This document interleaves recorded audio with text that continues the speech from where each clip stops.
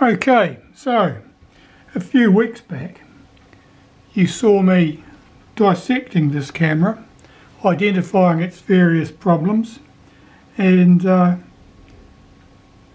in the fullness of time I actually got round to stripping it completely down, servicing it and putting it all back together. So I've got some notes to remind myself of what actually transpired, so I'll just whip through them. Problems found as the camera was investigated.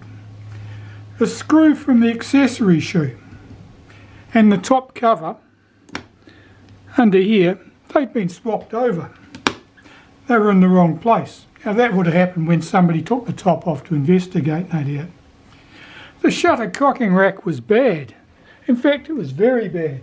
In fact, it was ruined. But that really didn't come as a great surprise. What else did we have? Yeah, the reason that the cocking rack was bad, I think I mentioned that too. The cocking rack was bad for multiple reasons, but one of them was that the screw on the top of the film advance was loose, so that the gear on the top there was able to move slightly. Wouldn't move much, but it would certainly allow a little bit of movement, and that would have failed to keep the rack firmly in contact with the teeth. So that was certainly a problem. Other contributing factors. There was insufficient clearance under the strap lug. Now that is probably, I don't know for sure, but it's probably because somebody had stretched these strap lugs out in order to try and get a thicker strap through the loop than was really intended for the camera. And that will have the effect of distorting those brackets. Well, this one, of course, sits on top of the cocking rack. What else do we have? Well, there was lack of suitable lubrication, or there's plenty of that going on. The shutter. Now, the problems with the shutter.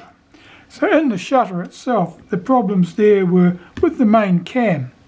Now, the grease on that main cam was very dry and sticky, and that would have created extra load for the cocking rack. The shutter itself needed serviced, but that was also not a great surprise. What else did we have?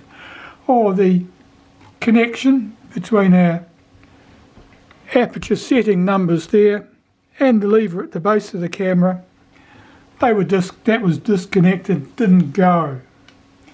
Focus was slightly stiff, that was hardly a surprise. We had other problems.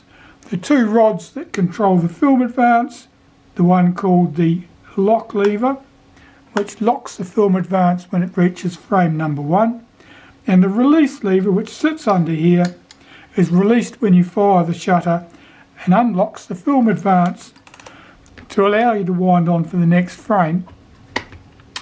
Both of those were sticky. In both cases there was not a serious problem. There was sort of dried on grease and rubbish, possibly a hint of corrosion. They cleaned up okay, went back together well. The rangefinder was exceptionally hazy. You could see nothing through the rangefinder from practical terms.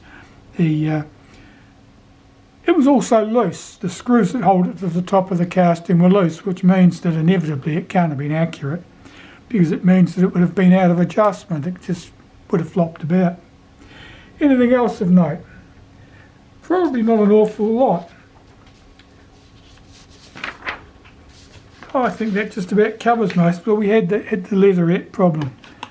I did mention the leatherettes on the back of the camera were very, very bumpy.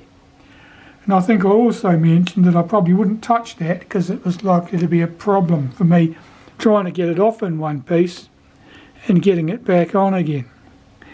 And so it proved to be. I did get it off.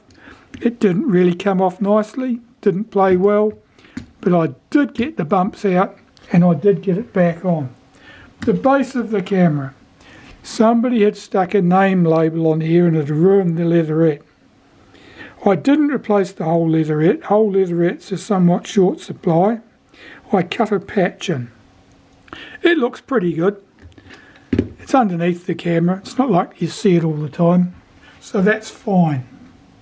Now that pretty much brings it to a close. the only other fault that I found with the camera that I don't think I've mentioned yet was the meter. Now the meter was reading about a stop or so out. Now there's not much you can do about that because there are no more new selenium cells for the meter, and basically it's a problem where the selenium cell's output has dropped, the cell's deteriorated. So what have I done about that?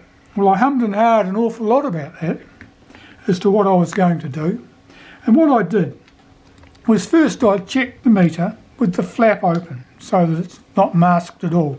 This is the low light condition, if you like, and I noticed that it was capable of generating enough current to swing the meter all the way across the scale, no problem at all. Of course, that doesn't make it accurate, but it did mean that there is useful output from the selenium cell, just not where we want it. So then I blanked off the selenium cell except for a hole in the middle, and I altered the hole in the middle because I had sort of like a forked arrangement in my plastic tape I used, until such stage as the meter read apparently correctly for the light source on the normal daylight scale here, and then I could tell that really it was going to work, and all I really needed was a bigger hole in the mask at the front here.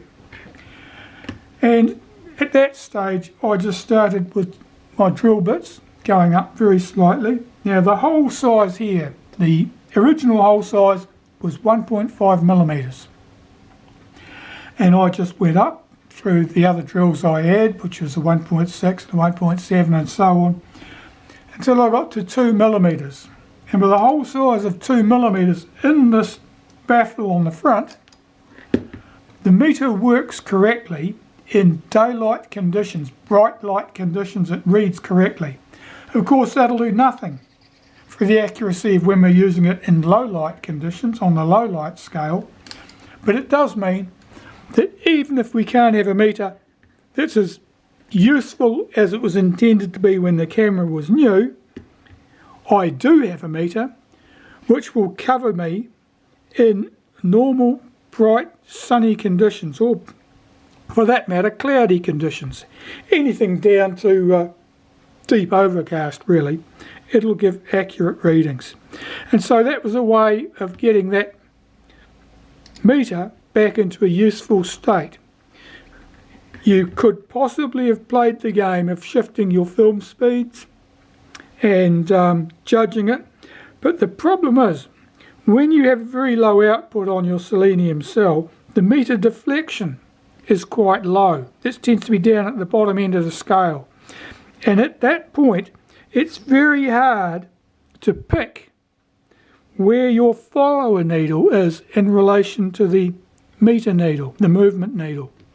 And so by having the cell opened up, or the window to the cell opened up, it brings our readings further around the scale, if you like, where it's easier to see that distinction. Anyway, thanks for watching. I just thought you'd like to know this camera is now back in a good working state, and I'll be sending this off to a new home shortly, I hope.